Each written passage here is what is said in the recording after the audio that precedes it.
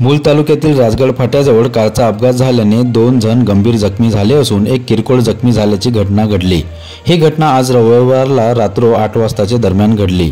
आकाश दादाजी बोलीवार वय 32 राहणार मूल, बबन भोजराज कल्लावार, सोनू तुळशीदास बोलीवार असे जखमी झाल्याची नावे आहेत। आकाश बोलीवार आणि बबन कल्लावार यांना चंद्रपूर येथे उपचारासाठी रेफर करण्यात आले असून सोनू बोलीवार याचा मूल उपजिल्हा रुग्णालयात उपचार सुरू आहे। आकाश बोलीवार याचे लग्न जुळले होते। होणाऱ्या सासऱ्याला मूलवरून जुना सुरला येथे सोडून देण्यासाठी जाताना अपघात झाल्याची प्राथमिक माहिती आहे। राजगड येथील स्थानिक कार्यकर्ते पंकज जवडे, विरई येथील सूरज गिरटकर यांनी अपघातग्रस्तांना मदत केली।